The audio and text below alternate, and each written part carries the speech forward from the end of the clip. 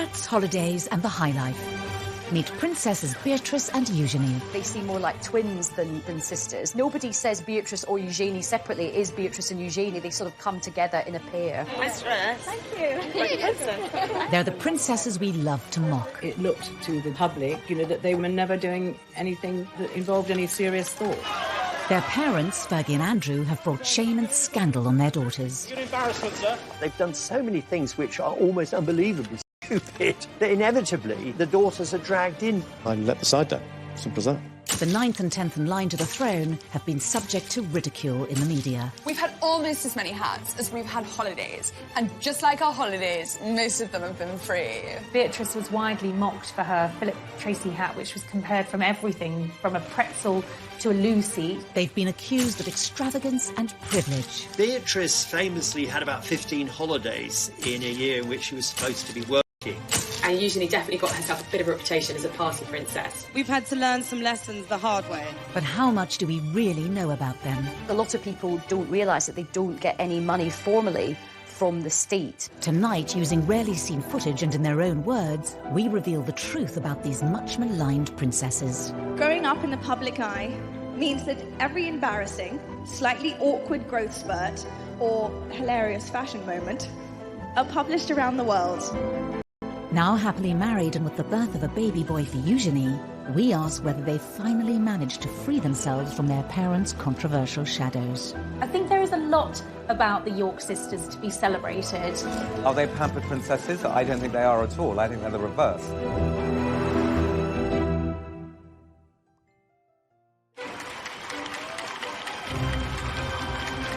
August 1988, the birth of a princess. A first child for Prince Andrew and Sarah Ferguson.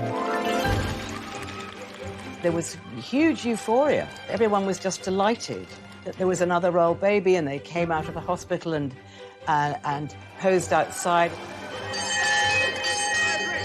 From all the teams of London, congratulations to Her Royal Highness on the birth of a baby girl. It was kind of national jubilation because here was the first royal princess since Princess Anne. Princess Beatrice Elizabeth Mary, blissfully unaware of tradition or ceremonial, took over the proceedings. She was startlingly well behaved, but she did seem to have a sense of occasion.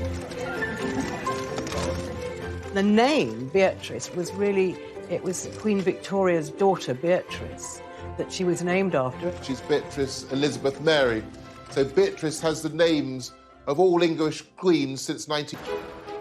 Within 2 years, there was a sister for the young princess. Princess Eugenie arrived 19 months after her sister Beatrice in the March of 1990. The Duchess emerged from the Portland Hospital, ready to give the world a first glimpse of a new royal baby. Princess Eugenie was fast asleep, blissfully unaware of her celebrity status. I think everyone was still wishing the Yorks well, and this was an exciting new addition for the family, even if people weren't quite sure how to pronounce Eugenie's name. Prince Andrew's children would be royal highnesses and princesses. Unless he said, look, I don't want them to have titles. Princess Anne had turned down titles for her children, Peter and Zara. But the Duke and Duchess of York thought it only right that their children should have all the privileges of senior royals. They very much wanted them to be princesses and thought that maybe they would certainly end up as working royals. Prince Andrew's insistence that his daughters be treated as senior royals would lead to criticism of the princesses as they grew older.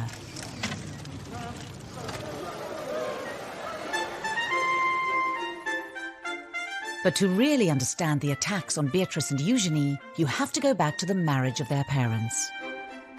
It was very much the fairy tale, and I think the British public bought into it. Here was the Queen's favourite son getting married to the vivacious, pretty, bubbly and, very likeable Sarah Ferguson. And at first, the newlyweds could do no wrong. I think Sarah was a breath of fresh air. The royal family really took to her. She just was really suited to Andrew and made, more importantly, Andrew very happy. Kiss her then. Why do you want me to kiss Go on, you? hurry up. Why? Hurry up! Start filming, quick. Go on, dare you. You're a monster. But the Duke and Duchess of York's honeymoon period with the tabloids didn't last long. This is in an era, the mid-80s, when the monarchy had become tabloid fodder. The era of deference was over, and Fergie and Andrew were great for the tabloids. And that's fine if the tabloids like you, and it's fine if you don't in any way misbehave. Fergie came in for a huge amount of criticism for her lifestyle, for her fashion, and what the tabloids called her work-shy attitude, nicknaming her royal idleness. All attacks her daughters would one day have to endure. There was a time where she could do no right with the press. Sarah would come in gung-ho, maybe not in the right outfit, maybe say sometimes the wrong things. While their mother faced an increasingly hostile press, Beatrice and Eugenie spent a privileged childhood at Sunning Hill, the estate given to Prince Andrew by the Queen as a wedding gift. They had built this rather extravagant, very modern palace, which was famously likened to South Fork in the Dallas TV series, and it obviously became known as South York. So their early days were spent there. They were probably far more indulged than ordinary children. I remember going once to the house where they were staying and being absolutely astounded. There was a little sort of building in the garden, and it was absolutely full of Barbie dolls. So they had a lot of stuff, but they were very, very well brought up. Beatrice and Eugenie were also doted on by their grandparents. The Yorks lived a short drive from Windsor Castle and visited often. The Queen adored Eugenie and Beatrice. She saw in them something of her own relationship as a child with Margaret. Well caught, but the next one is butter fingers. They would often go and have tea with the Queen and Prince Philip, and I think, again, Fergie said that they had, 3 sets of manners. One was for home, one was for when they were out, and the third lot was when they were with the Queen, and they had to be very careful and mind their P's and Q's. Sarah Ferguson's own parents had divorced, and her mother had left to live in Argentina when Sarah was 12. I remember Sarah once telling me that she wrote a letter to her mum, actually blaming herself for her mum leaving. She thought it was something to do with her, and she wanted to be there for her children all the time and have that special bond and that special closeness. Within the first few years of the princesses' lives, Andrew and Sarah's marriage was showing signs of strain. As a serving officer in the Navy, Andrew was spending just 40 days a year at home, leaving Fergie to bring up the still young Beatrice and Eugenie alone. I think the cracks started to show when Prince Andrew was away so much with the Navy. He wasn't with her. His posting follows 3 months of specialised training, and the Duke will now lead a flight team aboard the frigate for around 18 months. He wasn't there with the girls and bringing them up as she'd hoped. And I think Sarah really started to miss him and miss that family bond, that family life. Beatrice was 3 and Eugenie just a toddler when their parents' marriage finally fell apart. And in 1992, photos surfaced in the press of showing the Duchess and her 2 children with a Texan, Steve Wyatt. Beatrice and Eugenie had a very odd childhood. I mean, where their parents were, on the face of it, that remained friends, but they were seeing other people from quite early on. And I think that was probably damaging in a subtle kind of long-lasting way. In March 1992, the Duke and Duchess of York announced that their marriage was over. The announcement that the Duchess of York had initiated discussions about a separation from her husband came as she arrived to pick up their daughter from school. It's always very difficult for children to see their parents split up. And I think perhaps the Queen even felt more maternal towards them, and that they'd had a very hard time. 5 months after the York separation, Sarah Ferguson was photographed by the press with another man, John Bryant. Yet again, Beatrice and Eugenie were with her. Fergie and the children were round the pool, and she was topless, and John Brown was kissing her toes. Beatrice and Eugenie are in the background. I mean, they're there, they're sort of parties to what was going on between Brian and their mother. They, of course, didn't know. They were too little and too young, but they were seen as sort of pawns in this rather unfortunate and rather seedy affair. The Daily Mirror's expose had serious consequences for Beatrice and Eugenie's family life. By the time the story broke, the two girls were at Balmoral with their mother and the rest of the royal family. And Andrew was there, and the Queen was there, and Fergie then had to go and apologise to the Queen, and she said she'd never seen the Queen that angry. Beatrice and Eugenie's holiday was cut short as Fergie fled Balmoral, taking the young girls with her. They would have been distracted by the nanny, but they would have known that their mother was very distressed, and they would have taken on her distress.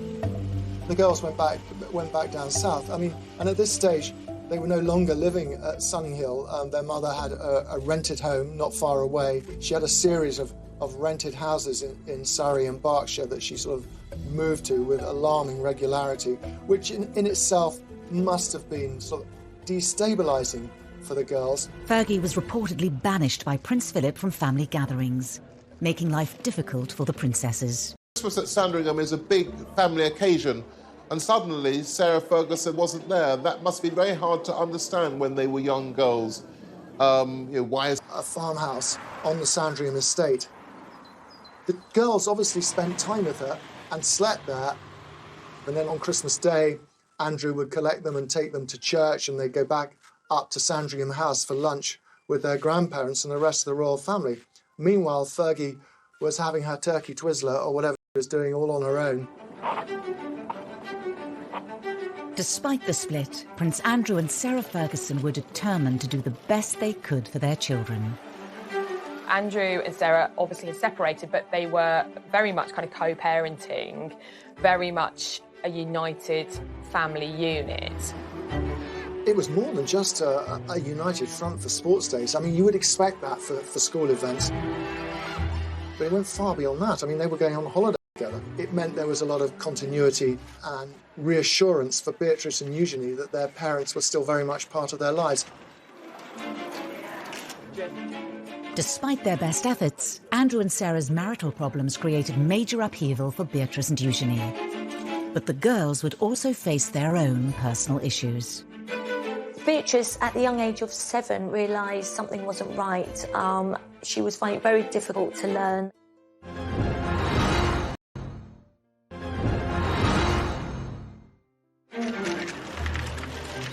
Beatrice was 7 years old and Eugenie 6 when their parents' divorce was finalised in 1996. Needing to pay off debts of more than £1 million, their mother took work in the United States. Their mother was spending a lot of time in the States, really trying to clear off an enormous debt that she'd accumulated, from TV projects to book projects. You know, Sarah was literally trying to do anything she could to get herself out of spiralling debts. Their lives were regulated by the school terms, which was probably a very good thing. So I think that they didn't suffer in any way from the fact that their mother had to go and earn money and had to spend a lot of time in New York. But as her mother was increasingly away, Beatrice was facing up to her own difficulties. She'd been diagnosed with dyslexia. Beatrice, at the young age of 7, realised something wasn't right. She was finding it very difficult to learn, and she was worried she was going to get teased from others and wouldn't fit in. Beatrice would later speak movingly of the condition in an interview for the charity Made by Dyslexia. I remember we had different coloured books to describe how far away your reading levels had got to. And I was always on the white books. My best friends were always on the yellow books or the green books. They were so far ahead. And I think at that stage, those moments of doubt just pop into your head. Upending royal tradition, it was decided to keep Beatrice at a local school in nearby Ascot. I think Sarah felt it very important that Beatrice was made to feel very secure and that her mum was just round the corner if needed. But there were further issues for the family to deal with. Princess Eugenie, as she started to grow and develop, her parents noticed that there was something slightly different, slightly wrong in the way that her spine was developing. So she started a number of tests and went through a number of specialists. It really worried her. It worried her about her growth. It worried the whole family. It was a very sort of scary time. At 12, Eugenie was diagnosed with scoliosis, curvature of the spine. She needed 8 hours of surgery, speaking out about it later to raise money for the hospital that treated her.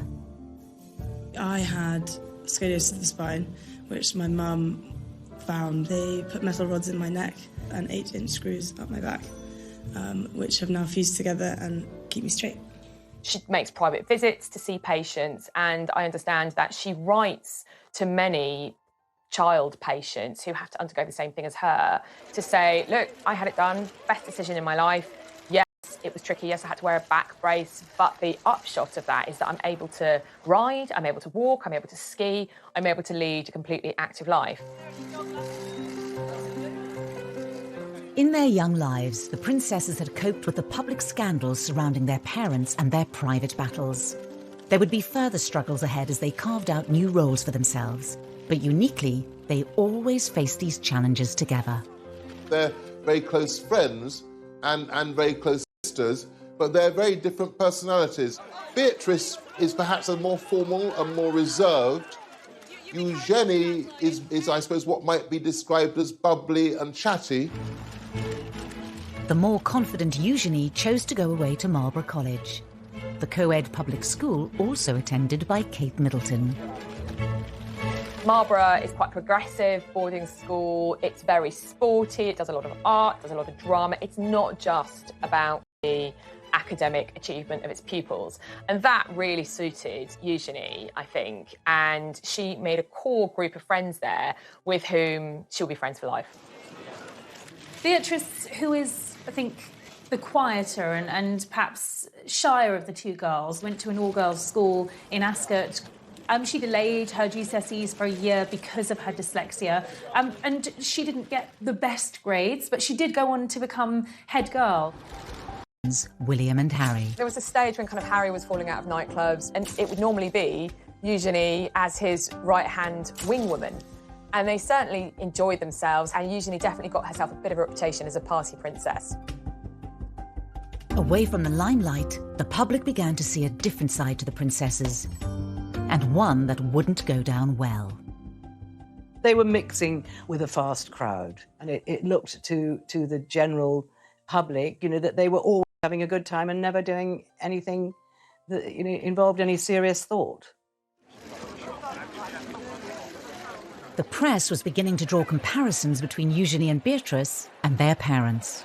I see myself as a mini mummy, so I kind of have this sort of image that anything you could do, I want to do better. So I want to... I have to tell you, that's easy.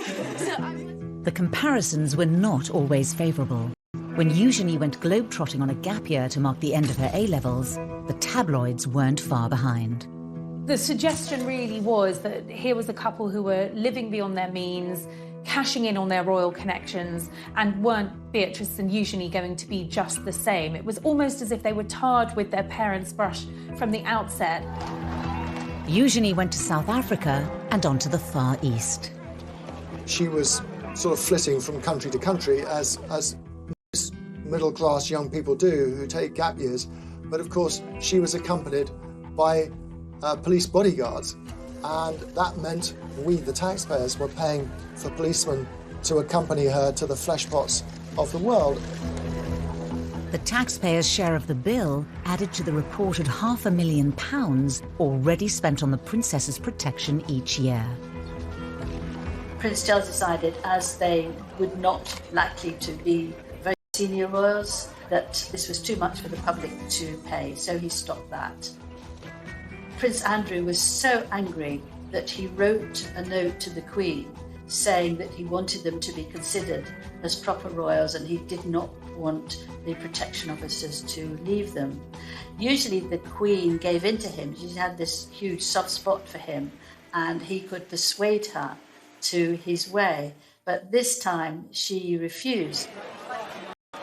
Written off as pampered princesses, Eugenie and Beatrice tried to keep a low profile. And in 2010, the sisters, now just 20 and 21, found themselves embroiled in another of their mother's scandals. She was caught on camera, essentially selling access to her husband and to someone who she believed was a... And when you can, to me, open doors. New Prince Andrew? Yeah. Is that a deal? Yeah. It was a nightmare for Sarah Ferguson. It was a nightmare for her children. It was just a sort of a nightmare for everyone. Beatrice was with her mother when the phone call came, warning them that the News of the World was publishing the exposé. Beatrice, who was at a party held by Naomi Campbell, the model, just kept asking her mother, how did this happen? You know, how? And they left the party immediately, effectively went into hiding, knowing that once again, her mother's reputation was about to be completely trashed. Beatrix admitted that she spent several days crying when one of her friends went and stayed with her overnight for 2 days because she was so traumatised and so unhappy. Her anger was directed at the press.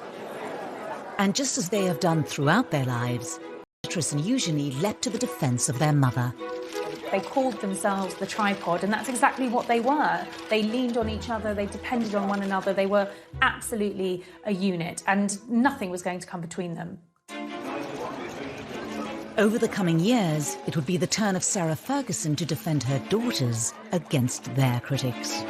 People have been so brutal to them, particularly in the press, about how they look. And Sarah spoke to the editor at the time and she said, look, you just back off. It's not fair.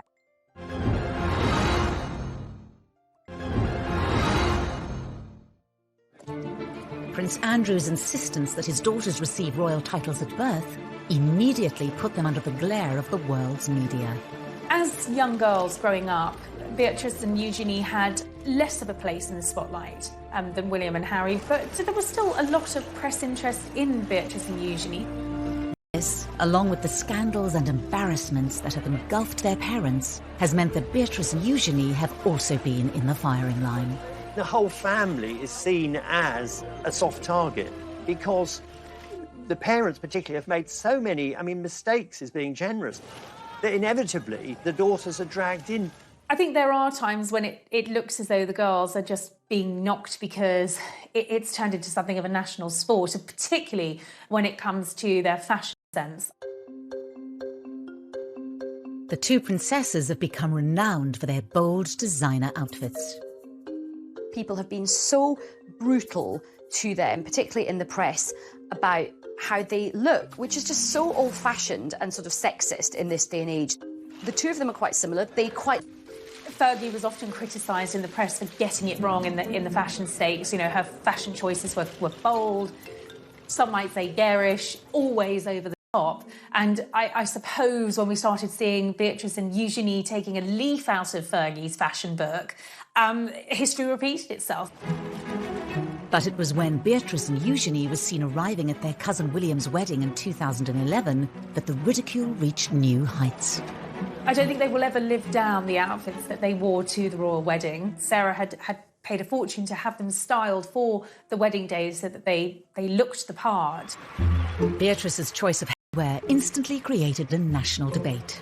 Beatrice was widely mocked for her Philip Tracy hat, which was compared from everything from a pretzel to a loo seat.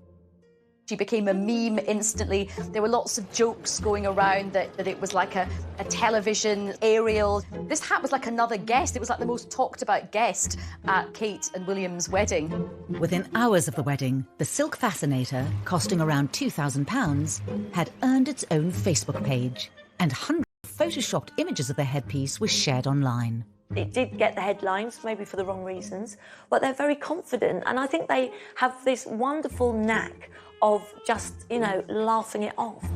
The princesses used a charity speech to showcase their positive attitudes. Growing up in the public eye means that every embarrassing, slightly awkward growth spurt or hilarious fashion moment are published around the world. Together We have laughed, together we have cried. Ultimately, though, together we fueled each other's sense of humour.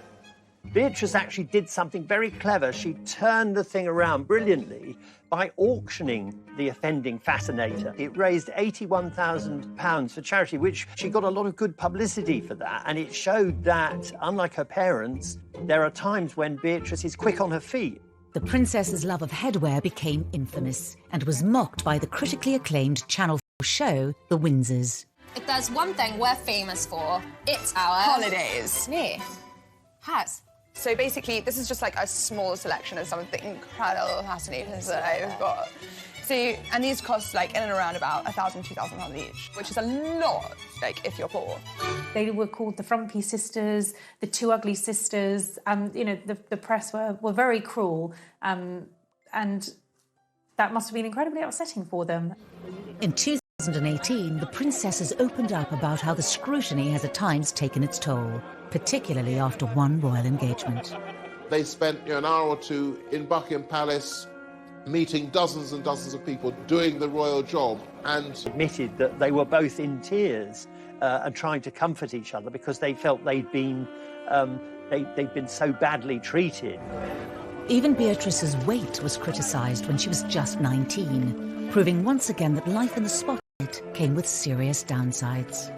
Beatrice was pictured on a beach in a bikini, and those pictures were published in all of the newspapers.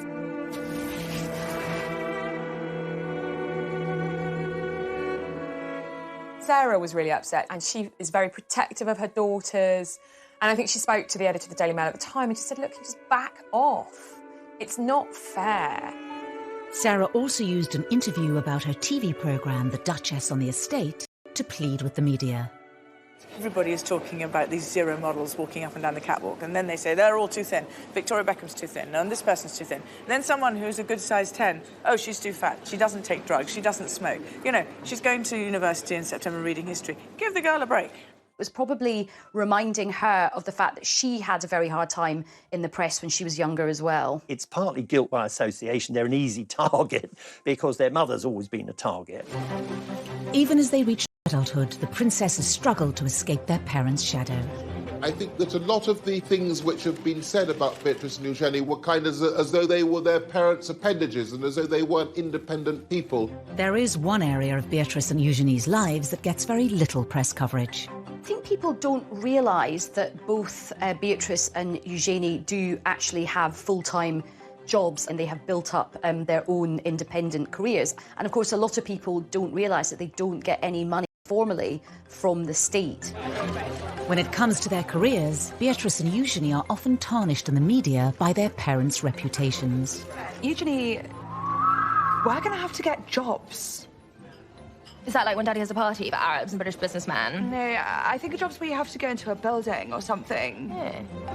As titled princesses, it was expected that Beatrice and Eugenie would become full-time working royals. When Charles made his vision for a streamlined monarchy really very clear around the time of the Diamond Jubilee celebrations, and that was a big issue for Andrew. His view was that they had the HRH titles, therefore they are blood princesses, therefore they should be full-time working members of the royal family. It didn't pan out that way, and that definitely caused tensions between the royal brothers, Charles and Andrew. For Beatrice and Eugenie, the dilemma of being non-working royals who have princess titles lies at the heart of many of the issues they have to grapple with. For two members of the royal family who are as close as Eugenie and Beatrice to being core members, it is unusual to be working. They wanted to go out and get jobs, but it did take a while for them to get to that position. When they left university, came back from their gap year, you know, they were still living very much within the protective bubble of the palace. In 2011, Beatrice graduated university with a 2:1. After a year working in New York, she embarked on her current career in the tech industry, splitting her time between the UK and America. They've both actually done incredibly well. Beatrice is the Vice President of Strategies and Partnerships at an artificial intelligence agency, so she's really quite senior in the tech world. Eugenie followed in the footsteps of Beatrice. After also graduating with a 2:1 in 2012, she too moved to New York, but embarked on a very different career path to her sister. Eugenie has seemingly always been interested in the arts, and she went to New York and worked for an online art business. Eugenie had also begun a relationship with her future husband, Jack Brooksbank, who she'd met on a ski trip. After dating long distance for 2 years, Eugenie returned to London in 2015. And then she came back and got an amazing job with a huge international art dealers called Hauser & Wirth in Mayfair. With careers outside the monarchy, Beatrice and Eugenie have gained experience that's out of reach for many of their royal relatives. They have one foot in the royal family because they still go to events with core members of the family, and they have one foot in the real world. They do it because they want to work and they're very grounded and they like being around normal people. Distancing themselves from their parents' reputations for failed money-making ventures, the girls forged more stable paths. But as members of one of the most famous families in the world, how normal can their lives really be? They do come back for things like Drooping the Colour and the garden parties in Buckingham Palace. And they do need someone who will understand that they can't be there 9 to 5, 5 days a week. Part of the reason that they have been employed is because of their network. It's because they're Princess Beatrice and Princess Eugenie, and they are styled as such. They kind of get the best of both worlds because they get to earn their own money, but they also still enjoy privileges of being princesses. We know that in the first year of working in their jobs, they had numerous holidays. They're not clocking in and clocking out, as it were. Beatrice and Eugenie certainly benefit from their royal privilege, and their HRH titles mean their every move is of public interest and open to scrutiny. The princess's jet-setting lifestyles made headlines once again in 2015. Beatrice famously had about 15 holidays in a year in which she was supposed to be working, and then was horrified when, this was criticised. She clearly thinks this is her private life. If her employer is happy, then that's absolutely fine. And the same applies to Eugenie. The princesses had clearly inherited Andrew and Sarah's love of the high life, and although not paid for by the state, the many holidays fueled their reputations as pampered princesses. Clearly somebody had a word and made it very clear that there needed to be some settling down. Otherwise, this really was risking damaging the reputation of the monarchy. The princesses showed they were able to respond to public perception in their speech for the charity We. As young working women in the public eye, we've had to learn some lessons the hard way. In many ways, we are grateful for that, in hindsight, naturally. As royals, they also carry out public duties too. Beatrice and Eugenie are patrons of a wide range of charities. In the same way that Sarah has always used her public profile to promote charitable causes, Beatrice and Eugenie have both been very active in the charity world and have chosen charities that are meaningful and relevant to them. So Beatrice has aligned herself with children's charities with a focus on education and the dyslexia charity that she works closely with. I really see the work that we're doing, raising awareness around dyslexia, as a true pillar to stand up the concept of reimagining education. Beatrice ran in the London Marathon in aid of charity, the first member of the royal family to do so in 2010. Really excited. I'm desperate to get to the start line. I'm desperate to get going. Eugenie has most recently focused on anti-slavery and empowering women. She went on to become the patron of the National Orthopaedic Hospital, where she had been treated for scoliosis when she was 12. Today, I'm so lucky to get to work with and support other young women who are going through the same thing. To encourage them to not let their diagnosis win, to live fearlessly too. Despite their dedication, their charitable efforts are often overlooked in the press.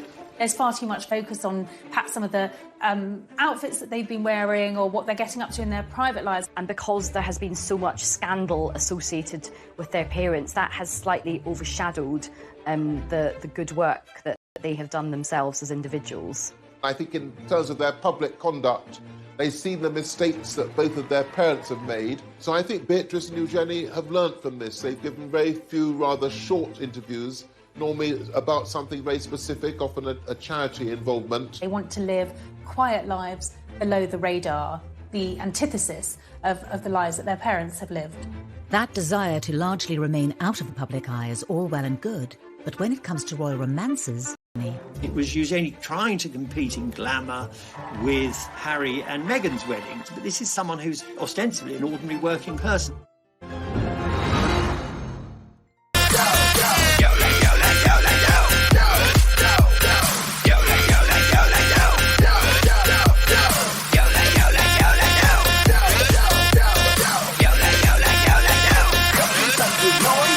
Anh em ta là một gia đình là phải nhiệt tình để mà uống hết mình ta cùng nhau sắp sinh, vì bất khả ép bất khả tư, lừa được cũng ép sắp thép cũng phải như, nếu hôm nay đã đông vui như thế thì không say là không về.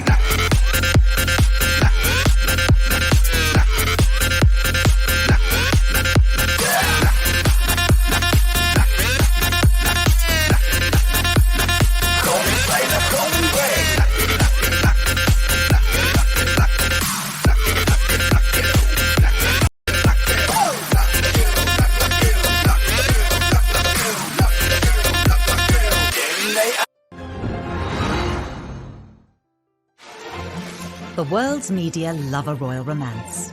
As the tabloids fixated on Prince William's relationship with Kate Middleton and Prince Harry's rumoured girlfriends, love was blossoming under the radar for Prince Eugenie and Jack Brooksbank. It was something they talked about in a rare TV interview watched by millions on the BBC's The One Show. We were skiing, weren't we? In a friend's place in Nendas, next to Verbier. We were skiing, which was amazing. Love at first sight. Was it? For the pair of you? We met when I was 20 and Jack was 24 and fell in love and we had the same passions and drive for life. They were introduced through mutual friends. He was 4 years older than her, got into Stowe School, came from a good background. What a lovely couple, great fun. Jack is just very relaxed, very normal. They both like to have a sort of late night, have a few drinks, and it was just an instant chemistry and attraction. Eugenie hadn't had actually a very important or long-term relationship up until then. They dated for 7 years before they got married. Although not from an aristocratic background, Jack mixed in the same circles as Eugenie. They've got similar mutual friends. Jack gets on well with Prince Harry, and Sarah absolutely adored Jack, as did Beatrice, and he just seemed to fit in with the family so well. When they met, Jack was working at Mahiki nightclub, where Eugenie enjoyed nights out with Beatrice and her cousin Harry. He works in hospitality, he is a brand ambassador for a tequila company, Casamigo, and he didn't go to university, he actually went straight into the trade of hospitality. And even...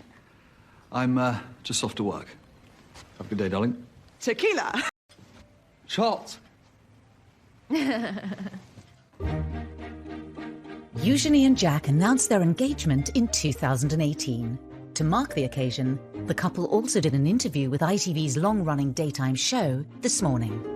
How would you describe each other in just 3 words? She's this bright, shining light. I was quite surprised that they did an engagement interview because they do occupy this kind of hinterland between... They're not senior working royals.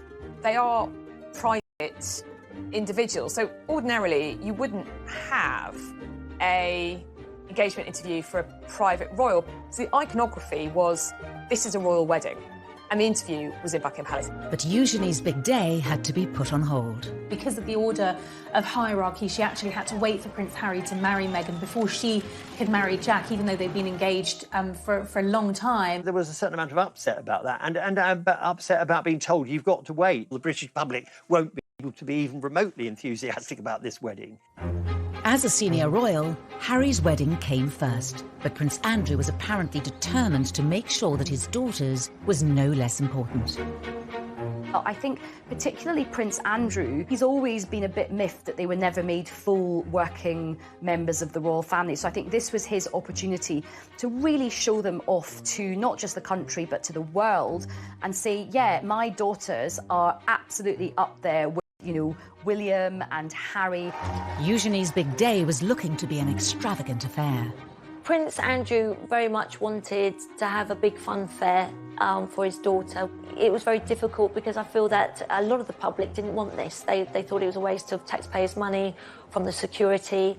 They aren't senior royals, so why should they have the same as Prince William and Prince Harry? And a lot of it, of course, revolved around Prince Andrew whose reputation was sinking fast by this stage, and it was seen as sort of him being too excessive.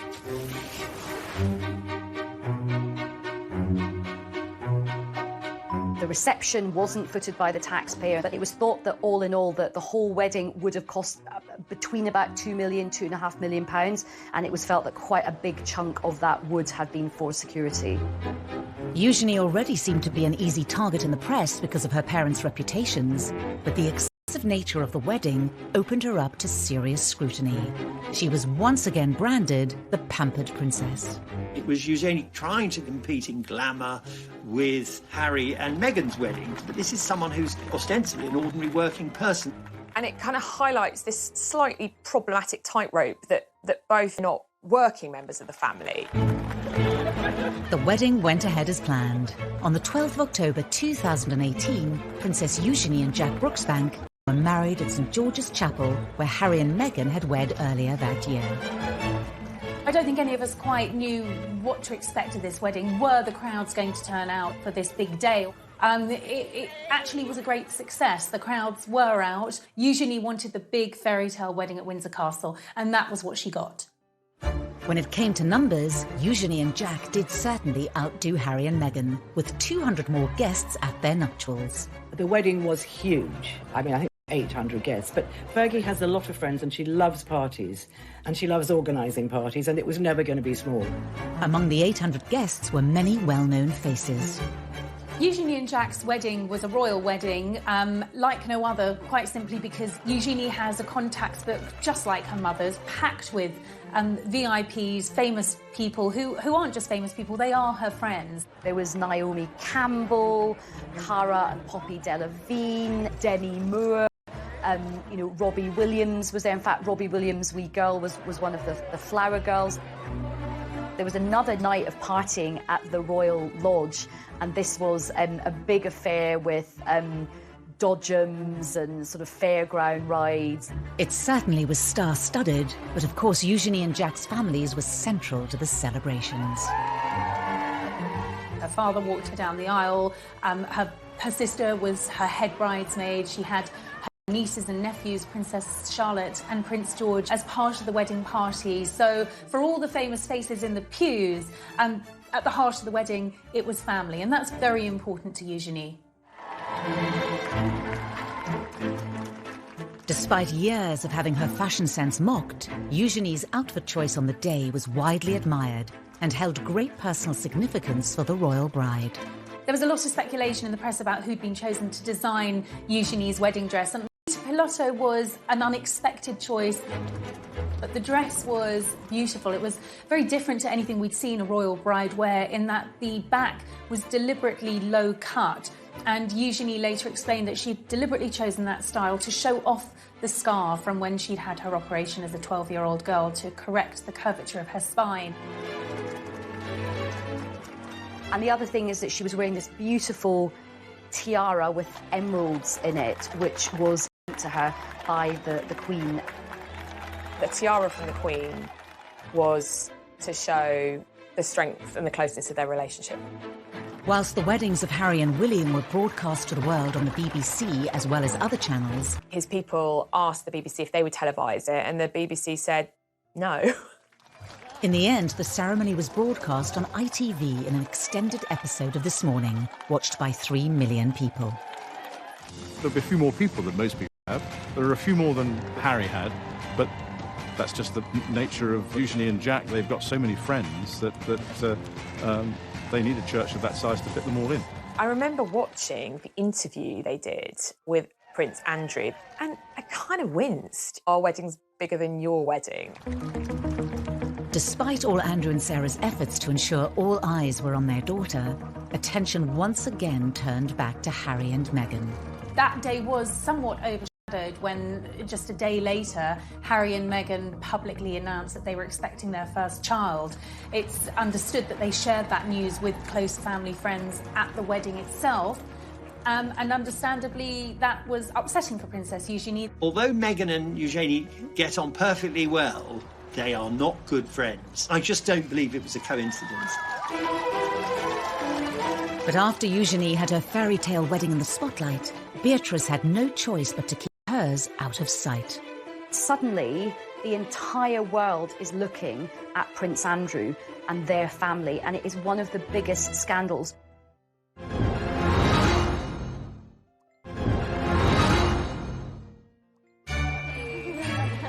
Thank you. Before Eugenie's marriage in October 2018, many had expected that older sister Beatrice would have been the first to walk down the aisle with long-term boyfriend Dave Clark. They were introduced through Prince William. Dave's a very charismatic guy, very popular. Sarah and Andrew adored him from the minute Beatrice brought him home. She's a very conventional young woman, so she wanted to get married. And it became clear, despite pressure from Beatrice, that Dave Clark didn't want to marry her.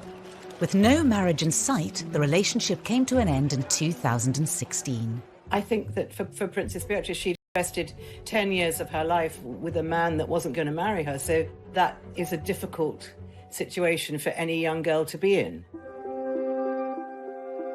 But a little over 2 years later, Beatrice found love again, after spending time with friend of the family, Edoardo Mozzi. They've known each other for a long, long time. However, they were reacquainted at Princess Eugenie's wedding. This was a courtship that moved very quickly, certainly compared to a previous relationship. Just a year after they started seeing each other, Edoardo proposed. Beatrice's engagement to Edoardo Mozzi family for a long time, so it couldn't have been happier for her. 36-year-old multimillionaire Mozzi made his fortune as a property developer after studying politics at Edinburgh University. He's of Italian heritage with an English mother, was brought up in England, and is a successful, talented young professional man. After the engagement was announced, the date of the wedding was set for late May. Beatrice knew she wanted a smaller wedding. She didn't want the big wedding at St George's. You know, she'd watched Eugenie have this fabulous celebrity star-studded wedding and had loved that wedding, but it wasn't the wedding that she wanted. It was a step change in the position of Prince Andrew, who'd previously insisted that his daughters should have the biggest and best of everything. He made no bones about it. His children are the granddaughters of the Queen. That gives them a certain status and a certain position. He felt they were entitled to the kind of wedding that Harry had enjoyed and that other members of the royal family had had over the years. Beatrice's wedding to Edo Mozzi was always planned to be a smaller affair than Eugenie's wedding. You just couldn't do the same thing again. There'd been too many criticisms. And more than that, of course, we were in a year where, well, to put it delicately, Andrew was once again in the most awful trouble. A scandal which had engulfed Prince Andrew for more than a decade hit the front pages once again and threatened to overshadow Beatrice's wedding day. The Yorks have gone through so many scandals, but by far the most damaging has been Andrew's relationship, his friendship with the late paedophile Jeffrey Epstein. It was kind of viewed that when a putative date in May was set for Beatrice's wedding, the firm, the palace machinery, were quite concerned with how it would look because they didn't want a massive kind of celebration a la Harry and Meghan or William and Kate because they thought it would be inappropriate. Prince Andrew has strongly denied the accusations made against him. In an attempt to draw a line under the affair and clear his name, he agreed to do a rare interview with the BBC inside Buckingham Palace. The Newsnight interview, which apparently Beatrice got slightly involved with because she thought they could sort it out. But of course it just got worse. Do you regret that trip? Yes. Do you regret the whole friendship with Epstein? Still not. The whole thing was just such an unmet self watching it. Really, really protective of her father. She probably felt angry at the BBC.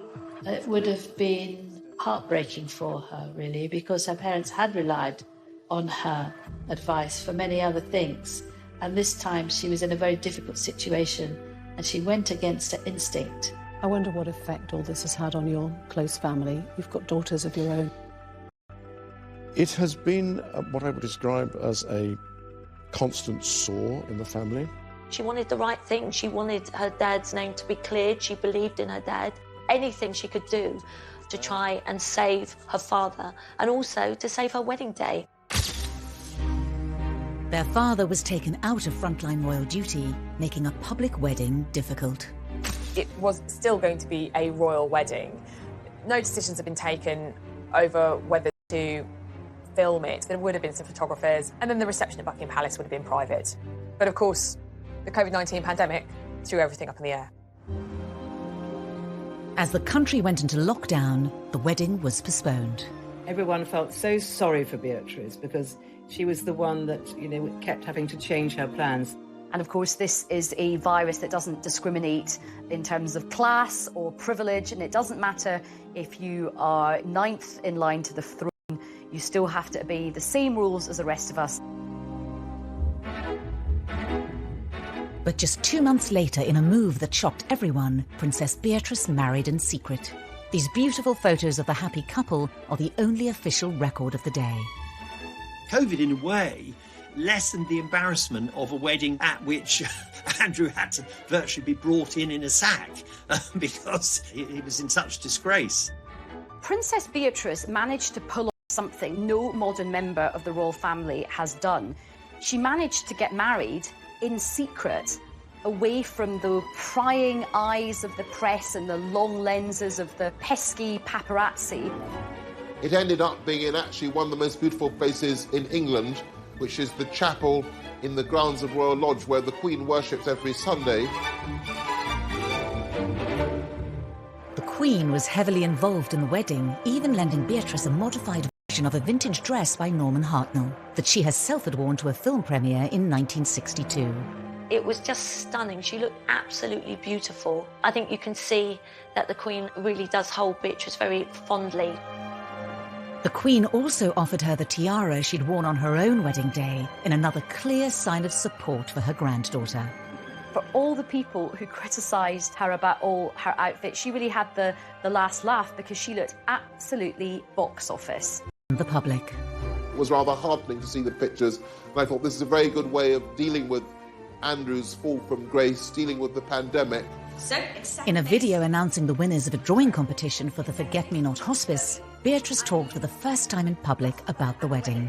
Do you think this might be my wedding? Because I had a chance to get married this summer and it was so much fun, but I'm not sure I looked as smart as Russell Bear does in his outfit.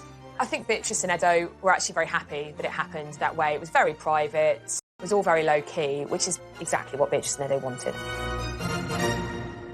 With both princesses happily married, the birth of a new baby for Eugenie heralds a new generation for the House of York. Principally, it means some good news for the House of York. Andrew becomes a grandfather for the very first time at the age of 61. I think he's thrilled, as is Fergie.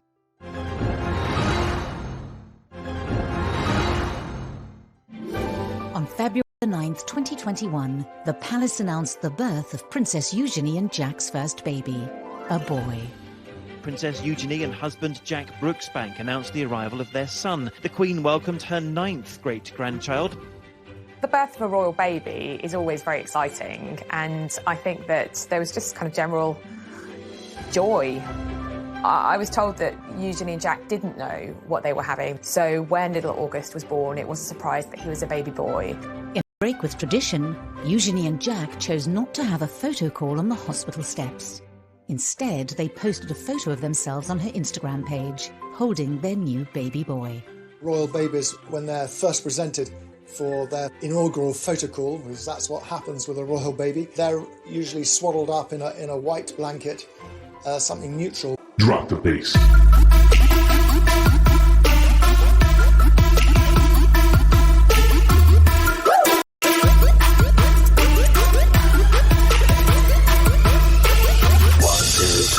Let's go to body now. 1, 2, 3. All girls go round and round. 1, 2, 3. DJ, let's get some now.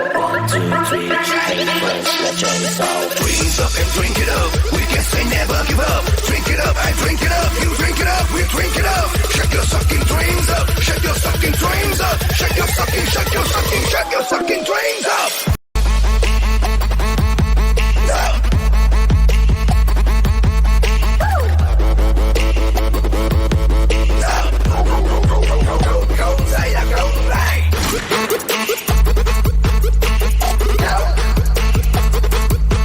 But Eugenie and Jack chose a blue blanket. Blue for a boy seems entirely appropriate, but it was a slight break with tradition. Ancestors. She actually gave him very royal names. August is after Prince Albert, the husband of Queen Victoria, and Hawke is after Jack's great-great-great-great-grandfather. Philip, of course, after Eugenie's grandfather. Unlike his mother, Princess Eugenie, August will not have a royal title, and the chances of him ever becoming king are extremely remote. Eugenie's new baby will be number 11 in the royal line of succession. Unfortunately, he won't remain there long, because once Prince Harry and Meghan give birth to their second child, August will bump down to number 12. Up until the birth, both York sisters continued their work with the charities of which they're patrons, even under lockdown, hosting an awards evening over the internet for the Teenage Cancer Trust. We wanted to let you all know that you're not all nominees, you're all winners. I think we could see the great work these girls do, that even with this pandemic that we're all in, it was so amazing and so special for those that were winning these awards. So thank you so much for sharing today and for doing all that you can to support young people and Teenage Cancer Trust. They've tried to tell people their own ways of managing very difficult things and also to, I think, inspire them. Beatrice has been an ambassador for the Forget-Me-Not Children's Hospice for more than 8 years, and during isolation sent a heartfelt message of encouragement to the young people and families who were supported by the charity. I know that this is an incredibly challenging time, especially for those living in isolation, not receiving that face-to-face support, which is delivered by the incredible nurses and staff at the hospice. Between them, the sisters are patrons and ambassadors to over 17 charities, which they support in their spare time alongside their full-time jobs. This dedication appears in stark contrast to their portrayal as spoilt and brash princesses in the media. So they may have had criticism because people didn't like their hats, which is fairly absurd. They see themselves as having a duty to the Queen to be good princesses for the rest of their lives and to do great charitable work and support the country and the Queen. I don't ever hear anything unpleasant about them. Everybody that meets them says how charming they are, which is really nice. And nice for Fergie too, because it means at least she's done something right. Throughout the scandals and deep embarrassments, the York princesses have remained loyal to their disgraced parents. Prince Andrew and Sarah have the most amazing relationship. It was one of the happiest divorces I've ever known, and they get on so well, and they even live together. Their parents are always in the papers, usually. The girls have been tarred by the same brush. I think they've been in a very difficult position. They have had the burden of the HRH title whilst trying to create independent lives themselves. I think sometimes it might be nice to see them celebrated for some of the good things that they do. We're working on it. Thank you for talking to us. Thank you. So it's as if everyone's waiting for them to make a bigger blunder. You know, the parents have been a godsend to the newspapers for 30 years. You just have to wait, and they'll do something even worse than the last thing that they did. But I don't think the daughters will do that. The York family have created their own sort of fortress against all the sort of slings and arrows that have been thrown at them. And I suspect that Beatrice and Eugenie just get on with their lives. And I think now that they're married, they've got so many other things going on that they're able to do this. Both women want to have a happy marriage that, frankly, their parents didn't have. They don't want to go through what their parents went through in the spotlight. They want to live quiet lives below the radar, the antithesis of the lives that their parents have lived. Beatrice and Eugenie have worked hard to balance two very different lifestyles and carve out a modern role for themselves in the royal family. something that other members have been unable to achieve. I think actually that Beatrice and Eugenie have been very successful in combining their royal persona with their ordinary working persona. And they seem to have kind of struck the right note with that. I think that both of them are able to be in the modern world and are both able to bridge the world and the occasional formality of the royal family with the modern world of work. With Prince Andrew and Prince Harry both taking a step back from frontline royal duties, could a more prominent role for the royal princesses beckon? We've lost Harry and Meghan from the royal firmament. Prince Philip's retired. Andrew, he's never going to come back to full-time royal duty. So effectively, you've lost 4 senior members of the family: Philip, Andrew, Meghan and Harry. That does leave a void. So it may be that one or both of these daughters start to play a bigger part. The Duke and Duchess of Cambridge have done a brilliant job, but they can't do everything. Nobody can be everywhere. If Beatrice and Eugenie do step up to fill the royal gap, will they be able to change the way we all see them? Are they pampered princesses? I don't think they are at all. I think they're the reverse. They've had to deal with a lot of criticism. You can certainly detect a softening in the attitude of the newspapers to Beatrice and Eugenie. That 2 daughters who haven't really done anything wrong should be pilloried. The girls have definitely won over the public. I think that the public are definitely looking at them with different eyes. The road has sometimes been a bumpy one, but they are married, they are really free, I think, from their parents now in a way that they haven't really been up until now. They are financially independent, they are living their own lives. And I think there is a lot about the York sisters to be celebrated.